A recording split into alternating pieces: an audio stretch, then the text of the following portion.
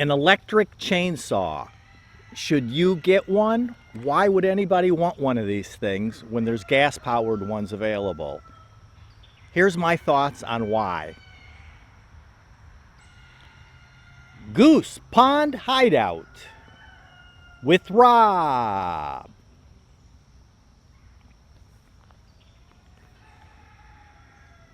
So, here's what I was thinking. Here's the reason I purchased this electric chainsaw, and I got it through Amazon, good old Amazon. When I first started my research, I have 2 gas-powered chainsaws, and I'm perfectly happy with using those, with making our firewood to heat our house with.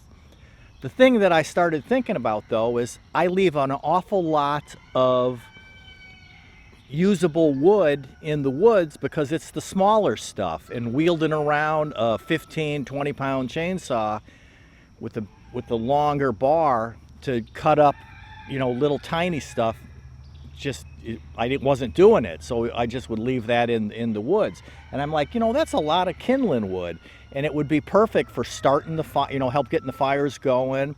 And especially when you get to the, it's summertime now here, but when you get to the end of the year, you get into the spring, and you don't really need a big old fire going in the wood stove. You get up in the morning, the house is a little bit cool, so you just want to, maybe start up a little tiny fire, and that smaller wood would be perfect for that, just to take the edge off until the sun gets up and things get warmed up.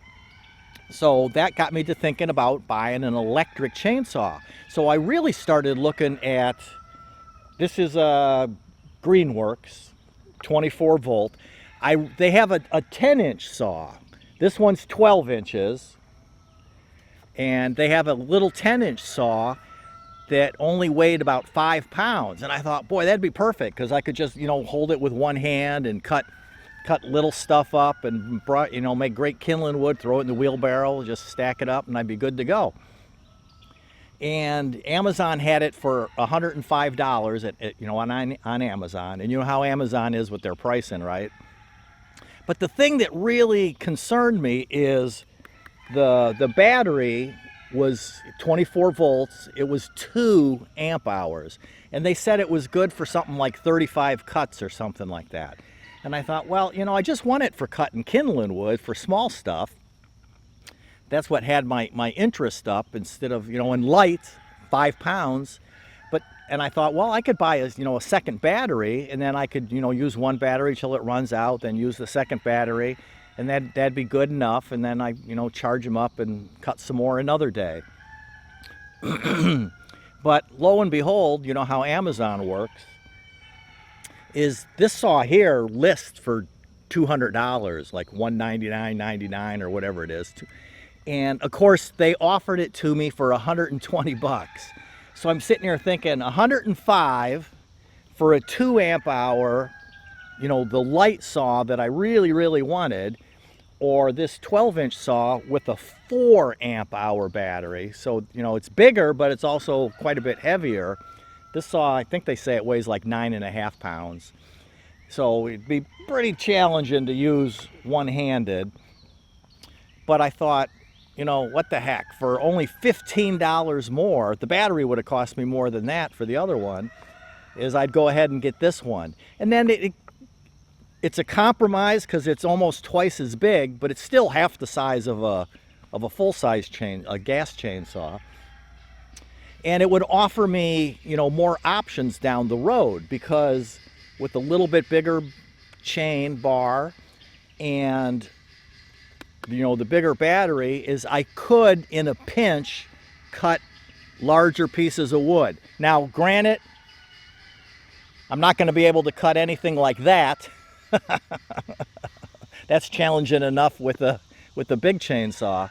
But, I could easily cut, logs that are that big around if I needed to. So for some reason, say I couldn't get some gasoline for the other saws or whatever. It's for me, what it's about is having more tools in the tool shed, having more options available. I don't care that it's battery operated. I'm not buying this because of climate change or anything like that. I'm buying it so I have more choices of tools in my tool shed, so I have options depending on what might happen, you know, down the road.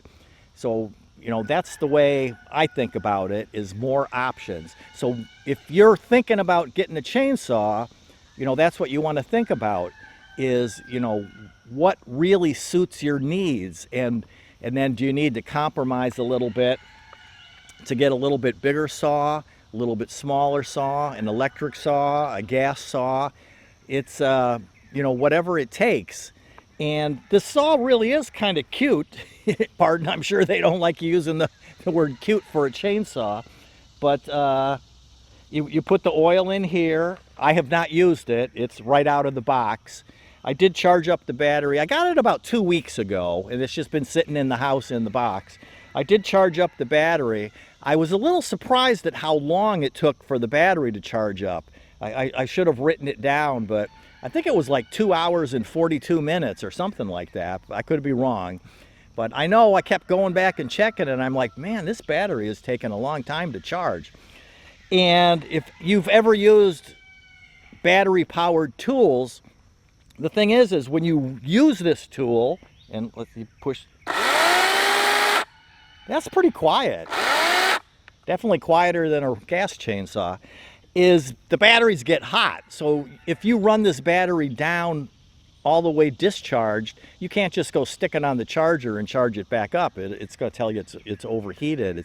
You got to wait for it to cool down, which is why you need the second battery. So if you had a lot of work to do, if you were planning to go out in the woods and cut wood for 8 hours, you wouldn't want an electric chainsaw. You want gas, unless you had like 5 batteries, because you'd have to, you know, keep replacing them and wait for them to cool down so that you could, you know, then charge them back up for a couple hours. But, you know, 4 amp hour battery, for me, that's going to work. Oil. Again, I haven't played with this, but it's just out of the box from, you know, in the house there. But this is your adjuster of the chain. Adjusting a chain on a gas chainsaw is always kind of a pain in the rear. They got that special tool that you always lose, and you loosen the 2 nuts, and you put your screwdriver in there, and you tension it, and then you tighten it back up. This thing, I think you just pop this, and somehow it looks like it's pretty easy, and then you're good to go. So I'll have to look that up on the directions. I am gonna make another video where I'm actually using this, but today I just wanted to talk with you about your options and your choices of what you can get. So again, if you're going to cut great big trees, this isn't going to do it. But if you're going to cut up a little bit of kindling and you just want to cut for, you know, an hour or so, and a little electric saw is the way to go. I think this is just fake here. I don't think there's actually a brake bar like a real chainsaw, so you can't rely on that. So that's kind of unfortunate. But so think about what would work for you, having more tools in your toolbox. Is an electric gonna, you know, be helpful to you? Should you stick with the gas? Do you not need a gas at all? If you're just cutting up a little bit of kindling wood, if you're cleaning, you know, brush on your property, because the thing about these is they always start. I mean, you put your battery on and it goes. Sometimes gas-powered, you know, chainsaws, you use them 1 season, and then you put it in the shed, and it sits there for 6, 7, 8 months, and then you get it out, and it's gunked up, and you can't get it going. It's, you know, fuel mixtures. A lot of people really have an issue. You know, it's challenging to get your fuel mixed right in that. So think about those things. Think about a gas chainsaw or an electric chainsaw, and what tools can be in your tool shed so that you have the most options.